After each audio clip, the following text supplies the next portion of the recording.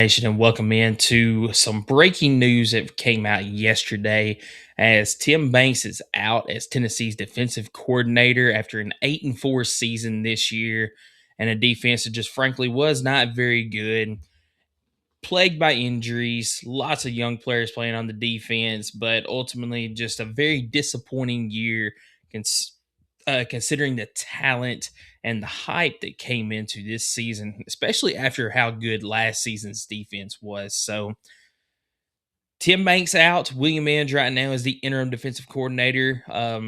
We'll see if Josh Heupel decides to stick with William Inge there or if he goes outside of the team to try to bring in somebody. But let's take a look at Tim Banks over the last several years to see if this was the right move for Tennessee. As Tim Banks was hired in 2021 as a defensive coordinator for Tennessee whenever Josh Heupel was hired that season.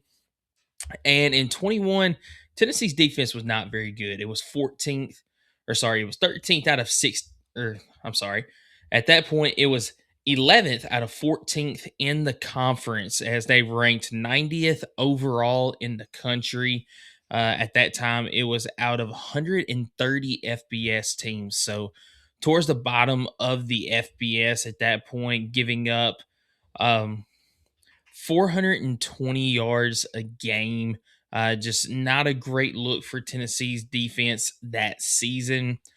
Uh, 22, it was better, but still not very good overall as Tennessee ranked 37th in the country. So, in the top half of the FBS at that point, you saw improvement, but still giving up um, 360 yards a game. The only saving grace that season was the fact that you had the number one overall offense in the country, leading to that 11-2 season after the Orange Bowl victory.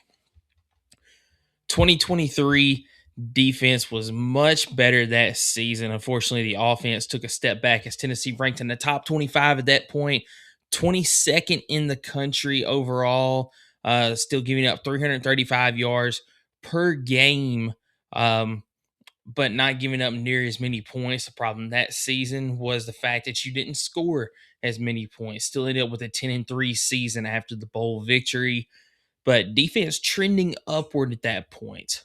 And then it leads to the pinnacle of Tim Banks' defense last season, 2024, where Tennessee had the seventh overall ranked defense in the country. And they were led by that defense all the way to the college football playoffs. And it looked like things were finally starting to have a turning point for Tennessee. You were going to have a stellar defense, and combined now with a Josh Heupel offense once they finally got their feet underneath them, and Tennessee was going to be a force to be reckoned with. Then comes this season, 2025, and Tennessee was 14th out of 16th in the conference for total defense, ranked 93rd in the nation in total defense. And once again, injuries plagued Tennessee as, projected first round draft pick Jerome McCoy never even got to see the field because of his torn ACL back in the offseason. Ricky Gibson goes down with a season ending injury in the first half against Syracuse. You're playing a true freshman at corner alongside Colton Hood, who was a transfer who really got his feet underneath him early and was a bright spot in the defense. But you just never got much out of your secondaries. Idris Farouk has got all the talent in the world, but is still just a very young, very raw player out there. Boo Carter had the on the field, off the field issues the entire season that came to a head following the Oklahoma game. The defensive line had injuries all season long, and you had a defensive line that really just could not stop the run. And it's the first time that we have seen a Tim Banks defense not be able to stop a run um, since he came here at Tennessee. The passing defense has always been an issue, but the run defense hasn't until this season. Linebacker play was pretty good overall. I mean, you had one of the best, if not the best, linebackers in the SEC in Arion Carter. That played very well most of the season, was injured for a couple of weeks there with turf toe in both toes, and that put a little bit of a hindrance there. But ultimately, it was something had to be done. whether that be Tim Banks, whether it be somebody else, it ultimately ends up being Tim Banks. And Tennessee, as again mentioned right now, William Inge, the interim defensive coordinator, and he's got a lot of experience as far as being defensive coordinator or co-defensive coordinator, as um, he has been that for 10 seasons, dating back to dating back to he actually started his coaching career at Northern Iowa in 2004. Then Buffalo 2010, 2011. Indiana is where he really began his uh, co-defensive coordinator career, as he was there from 2013 to 2015. He has stints elsewhere between them. Went to Fresno State to be with Kalen DeBoer as the defensive coordinator in 20 and 21, then followed him to Washington in 22 and 23, where he was co-defensive coordinator that season. And in those two seasons that he was at Washington, the Huskies went for a combined 25-3 record overall, making the CFP national championship game against Michigan, where they unfortunately lost that game. But defense was just spectacular most of the season there, forcing all sorts of turnovers, making all sorts of great plays. And, he has got a lot of experience on the defensive side of the ball. So if Josh Heupel decides to go with William Inge, I think that would be a great hire. But the issue is Josh Heupel is only hired within for the most part. He did pick up William Inge whenever Kalen DeBoer went to Alabama. Inge was also going to go to Alabama with him, and a great job by Heupel being able to hire him away from Alabama to come be the linebackers coach and co-defensive coordinator with um, Tim Banks at that point. So he is very capable of the job. We'll see if that ends up being exactly what he ends up doing. But somebody that's really being talked about as a possible replacement for Tim Banks is somebody that Heupel is very familiar with. It's Ryan Walters, who is now at Washington currently. And Heupel and Walters have a lot of experience together. As back in 2012, Walters was a grad assistant in Oklahoma where he coached the defensive backs. He also teamed up with Josh Heupel again as he was coaching safeties in Missouri in the 2015 season.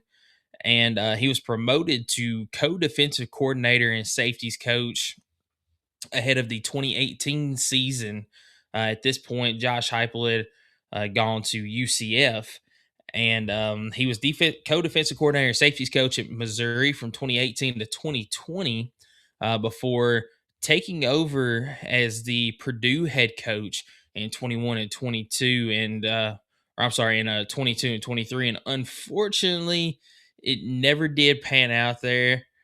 I'm sorry, he went to Illinois in 21 and 22 as the defensive coordinator before going to Purdue in 23 and 24 to be a head coach. And as head coach, it never did pan out for him. But that 22 Illinois defense was ranked number one in the nation, if I am not mistaken. Let me fact check that real quick. But it was definitely top 10 in the nation that season for Illinois.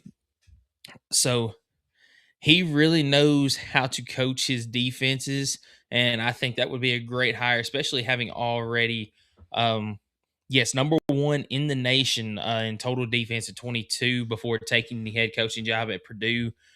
So I think that would also be a great hire for Josh Heupel to make, going out and getting Ryan Walters, and you still got William Inge on the staff there as possibly a co-defensive coordinator position. But ultimately, something that's got to be filled. Hopefully, it happens very soon so that we can get to the off-season stuff going on. Shifting gears a little bit, Tennessee does get Illinois in the Music City Bowl as their bowl game this year. Illinois ended up having a little bit of a disappointing season this year. They were projected to be possibly the fourth Big Ten team to make the college football playoffs, led by Brett Bielema, and it just never did pan out. You end up losing to Ohio State and to Indiana, which ended up both being really good losses. but ended up with a very disappointing loss to USC at one point in the season, as well as dropping another game in their schedule as well. So Illinois, unfortunately, just like Tennessee, didn't quite have the year that they had banked on having going into this season. But Tennessee, Illinois, they will face off in the Music City Bowl. That is on Tuesday, December the 30th. That's going to be at 5:30 Eastern Time on ESPN. As taking a look, Illinois actually did have a disappointing loss on the road to Washington. As I take back the USC one. They beat USC, but had a disappointing loss on the road at Washington, as well as just an abysmal loss towards the end of the season to Wisconsin. Um, but Illinois 8-4 on the season. A team that Tennessee does not need to take lightly, and could be the last time that we see Joey Aguilar in a Tennessee uniform, as well as there's been reports that he could get that super senior season there, the Diego Pavia rule, and come back, but nothing is confirmed there. So could see him for the final time in a Tennessee uniform, see guys like Jackson Moy for the final time in a Tennessee uniform. But it's also a chance to see a lot of young guys that, have not got to see much playing time get in there and try to make a statement going into next season for Tennessee. Final thing that we have that came out yesterday, Cade Phillips. Cade Phillips will miss the rest of the season for Tennessee basketball, still dealing with that shoulder injury. He is having surgery. This is a lingering one from last season, as we've all seen him wear the big heavy wrap, the tape on his shoulder so far this year. And you could tell it's just been bothering him for most of the beginning of the season, especially in that last game against Illinois. You could tell he just wasn't the same player. So will be out the remainder of the season with that shoulder injury. Luckily for Tennessee, this is a different squad from last season. Last season we had JP Estrella go down with the injury, ended up putting him out for the rest of the season. But there is front court depth this year, as you're still going to have Felix Akbar in there. You've got Jalen Carey, who has just been on a tear the last several games. You've also got JP Estrella. He's still dealing with a foot injury that he got in the Kansas game, I believe it was. But once he's back healthy, you got JP Estrella as well. You also got Dwayne Brown. This is going to be big for Dwayne Brown, who was probably going to see some limited action just because of all the depth in the front court so far this season. And you look, he's now going to be a plug and play guy, going to get a lot more reps on the court because Cade Phillips is not going to be out there. So Tennessee is definitely in a better position last year or this year than they were last year, having to deal with that injury. Still got some things that they need to turn around and try to get fixed before the rest of the season goes, as they're on a 3-game losing streak now. And there's still some tough games upcoming before you get to conference play at the beginning of the season. You got Louisville coming up on the 16th, so 8 days from now, or I'm sorry, 7 days from now. So it's a lot that Tennessee's about to go through. Lady Vols getting ready to play a few more tough non-conference games as well before conference play starts up at the first of the year. And Tennessee's got a lot of great things going on right now. Just gonna have to buckle down and really get to work here coming up. But let me know who you think Tennessee might hire as the defensive coordinator going forward, as there's a lot of interesting names that has been thrown out there.